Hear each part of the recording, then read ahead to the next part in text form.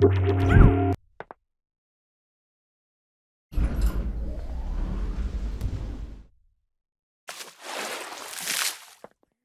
going to start here then, moving on to deal with just another face, but a more advanced face this time. With the simple face, we saw a lot of the methods and the setups that, are good for facial rigging, helping us to get a view of the kinds of control systems that we're going to wanting to be building.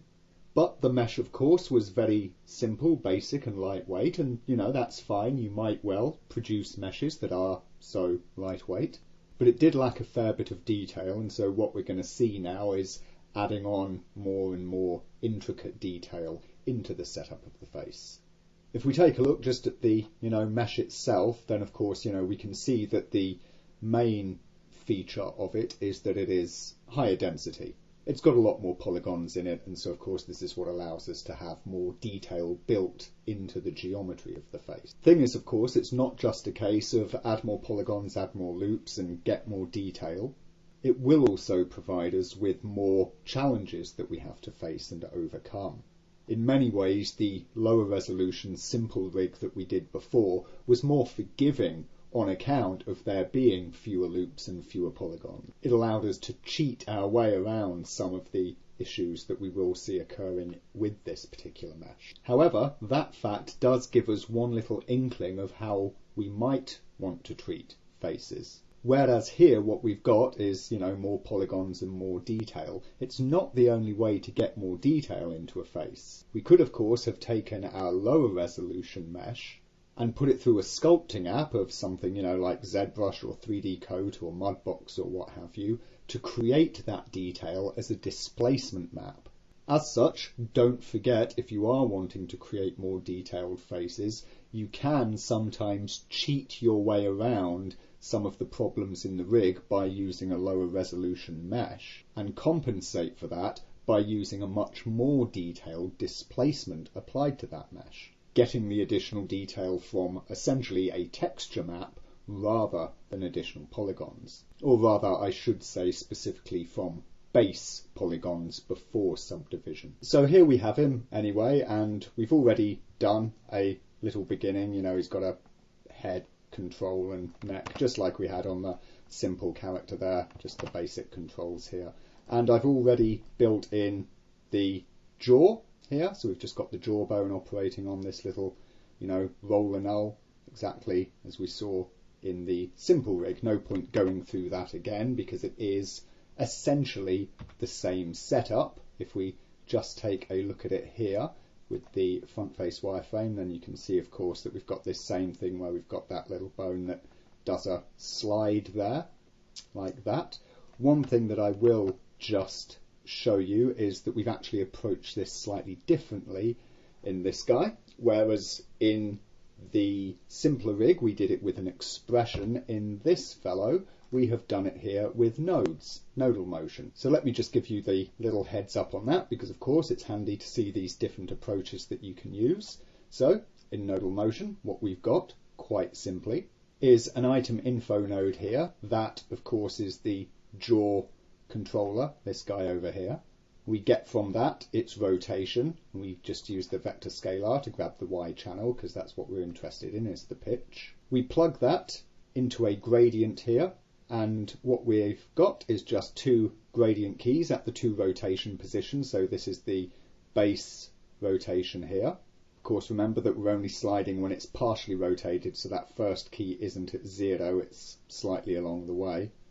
And then this is the forward slid position, which is of course what we would have as the maximum rotation, and we're using the alpha setting here. So in this case I'm pushing it forwards on the Z by 9.4 millimeters. In terms of percentages, 100% equals 1 equals 1 meter in Lightwave, so 0.94% numerically works out the same as 94 millimeters. Sorry, 9.4 millimeters. Do notice that the key for this is at 0.418. The input to this is of course the pitch channel, the Y rotation, or what this would call the Y rotation. Don't forget, of course, nodes are taking rotations in radians, not degrees. So this 0.418 is actually equal to 20 something or other degrees. We're then taking the alpha output, so of course that's going between 0 and 9.4 millimeters. We get a make vector node, we plug that into the Z here, and you'll notice that I'm taking the bones, the bone that does the slide here, I'm taking its initial position and taking the X and Y from that to pipe then finally into the full XYZ into the position there. Why? Because if I disconnect those, then of course it just goes to 0 on X and Y. You could just type the numbers in here if you wanted, but you can also just grab them directly like that if you wanted, because that would, if you were wanting to do some other adjustment, still leave you with control over it like that. So there we go, nice simple little node setup that does the same job as we were getting with the expression there, and that then drives the slide just like that.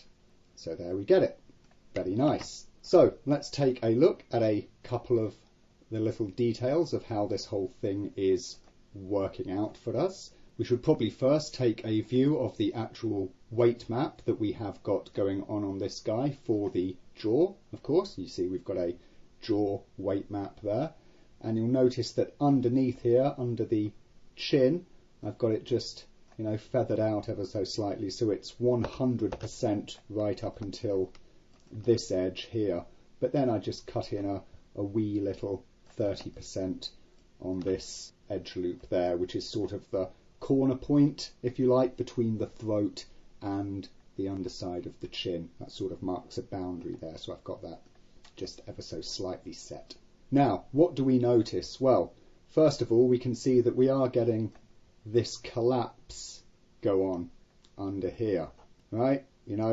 This is again coming down to the fact that we've now got many more polygons. We've got, much sharper geometric definition, much sharper polygon definition here, and so that winds up giving us a sharper area of influence. Now, how should we deal with that? Well, you might start to think that you want to start putting weight onto here, maybe like 10% or something, but all that's going to do is collapse the throat.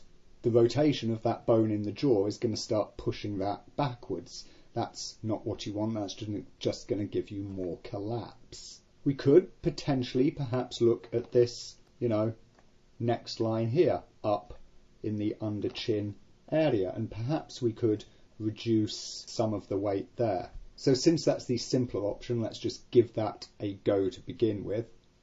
As I say, that's currently at 100%, so let us instead just set map value and bring that down to 50%. Save that off, and then in layout you see it's not really a huge amount of difference there.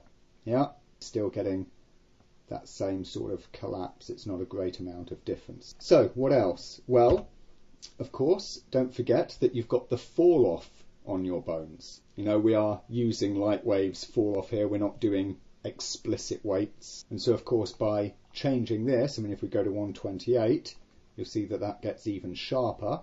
And as we go down to, say, inverse to the 2, then it gets much softer. Again, remember the rule of thumb for doing this fall-off weighting in Lightwave. Higher density meshes, you go for lower fall-offs, or should I say actually wider fall-offs, because inverse square gives you an expanded fall-off area. And for lower density, lower polygon meshes, we go for higher powers, or tighter fall-offs. So in fact, inverse to the 4 or inverse square might be what we're looking for here. Now, at the minute, we don't know how that's going to play out once we get the other bones in. This jawbone, as we have it here, it's a very, simple block. It's moving a big chunk of face like this, and it seems to work quite nicely for that, especially in this under throat area there. And yes, it does crease when we come right down, but if you're opening your jaw that wide, you would probably expect a bit of a crease, right? So I think that's probably good.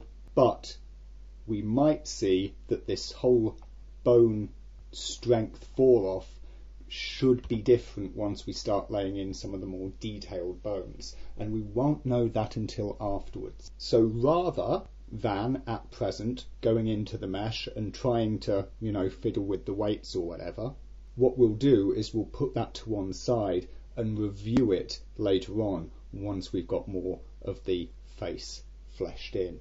It's also helpful, perhaps, at this stage, just to grab our face here, and let's just put him down to sub-patch 0 so as we can see some of the actual specific effects on the literal vertices.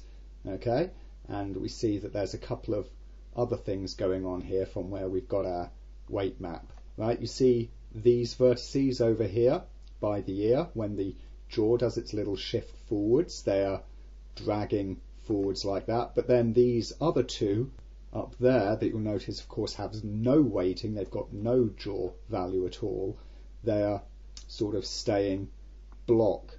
And also, of course, this one here right in front of the ear, that's pulling forwards completely. So even though we've got our bone fall off to consider, we can see straight away that there are certain vertices around these particular areas that we might just want to tweak a little bit and work on a little bit. So let's jump back over to our mesh here, okay, and let's grab this edge here, which of course grabs those two vertices for us. In fact, let's grab both of these edges as we include that vertex there as well, just in front of the ear, and let's set their value to also be 50%, so they'll get slightly less influence from the jawbone. And then these two vertices here, as you see, they are really working up more into the cheek, which is why when I've drawn a line across here, if you imagine a line, coming across there, it got that 1, 2, 3 vertices beneath it, but these ones sort of missed out. But after seeing our basic deformation there over in layout, we realised that, yeah, we might want to actually add a bit of influence to those guys. So let's also give them, let's say 30%, shall we? And now I start to believe that this guy there is now a bit isolated, being 100%. So let's set that guy also down to 50. So we're starting to just smooth our map out here as we come, as we come out of the real main block of the jaw and start to go into the cheek and the side ear. So with that adjustment, we see here, and yeah, that's a little smoother, little cleaner there. You can see that this in front of the ear, that is still pulling forwards, but not as much as it was, maybe it's still just a little bit too much on those two vertices. So I jump back, and this time it's just these two. I'm going to take those guys way down. Let's try them at 15%, shall we? And there we go. Got a nice little change there. You see that they're lagging much more behind. So that's pretty good there as well.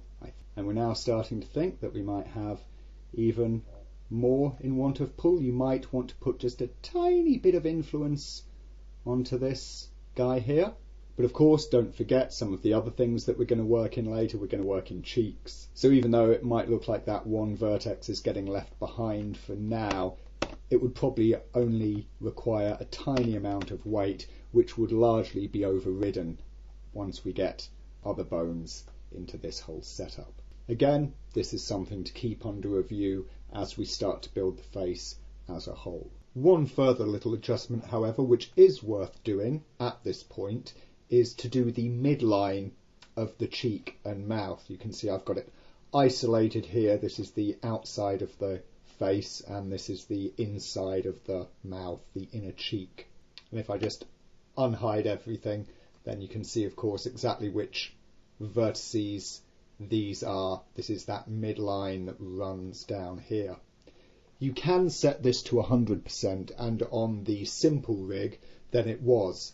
At least those that were, in the near section here, because the others were much higher up into the cheek. However, turning this down some does just give an additional little bit of softness. And if we see it here, then we can see that the effect is quite subtle. Let's view it from the side for best results. When you can see that there is just this little bit of leave behind on that. And of course, you can also see how that treats the point at the corner of the mouth here, which would be this little run of vertices there. You can see that that creates just a little extra bit of pull like that. The important thing, of course, to check is how that might wind up affecting us later if we did want to change this. So let's go back up to, say, the 32, and you can see that, well, it's making more influence on it, so we haven't lost anything. It's not like it's suddenly staying up here and refusing to move. So that being the case, a little adjustment like that is probably a helpful thing to add at this stage also.